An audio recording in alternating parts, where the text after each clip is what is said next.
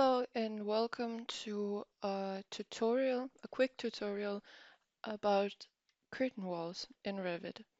We have recently added a couple of curtain wall families that you can use in the structural template since it's not really one of our most used families. We have added this exterior glazing and this storefront.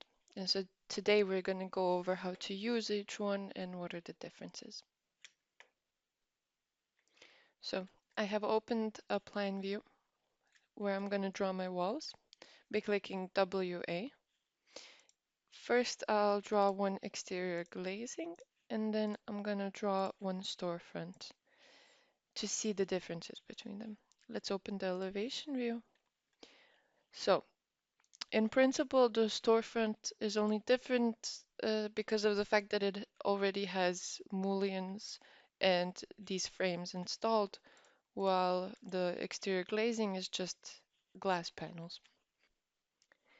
In many ways, these curtain walls behave just like normal walls, with the exception of these mullions, these frames that you can change, of course. If you click on the wall and go on the type, you can see these vertical grid and horizontal grid, um, where you can basically change the distances between the mullions, shape how they're going to look. First, you need to define what are you going to define.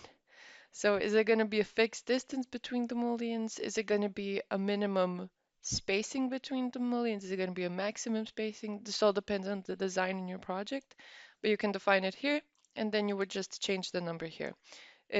Now it's set to 1500, but we can maybe set it to 2 meters just to see how it's going to change. And as you can see, it's much wider. Then the same can be done for the horizontal grid, or for the height, let's say. So let's put it also on 2000. There you go. You can also change the type of mullions, but in most cases this is not going to be required. If you zoom in, we can actually select these grids. And this can help us if we don't want a specific dimension, but if we just want to play around. So I'm hovering above one of the mullions here, and I would just need to click tab, tab, so 2 times. And this, what is now highlighted, is the grid. I click the grid. As you can see, the grid is going the whole way, the whole width of the wall.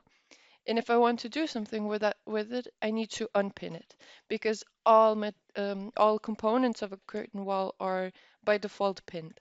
So I would unpin it, and then I would be able to move it up and down. So besides moving the grids on a curtain wall, we can also play around with the panels themselves. If we hover here around the panel and just tab until we get the panel selected, like this, we click on it. And as you can see, like the grid, it's also pinned. So we unpin it. And then we go here in the properties and we can replace it with other components.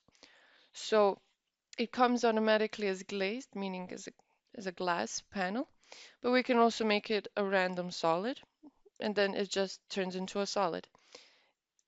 We can specify the solid or make it a specific wall. So 300 millimeter masonry if you want, but you can also place a door like this. So let's say I want a single door. It is quite big for a single door, so we can here, if we unpin the mullions, we can play around with the size of the wall and the size of the door, of course, like this. And we can maybe change it to a double, like this. And this is basically how you would install doors into your curtain walls. As a part of this template, the structural template, you will have access to one family of double door and one family of single doors.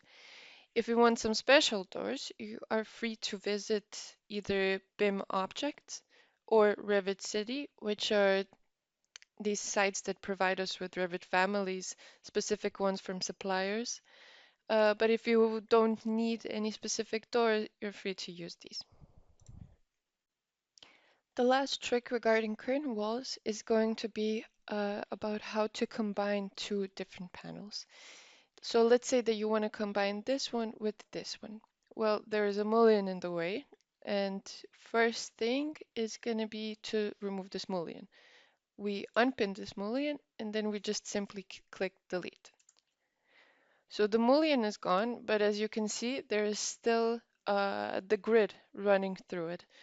And if you want to remove this grid, we would look up here to add or remove segments and just click on it.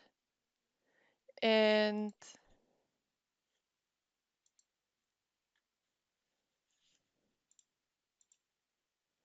there we go. It took a bit of time, but it seems like there is no more grid. So let's try to hover here and click tab, tab, tab. And there we go. We have one big panel now that we can use.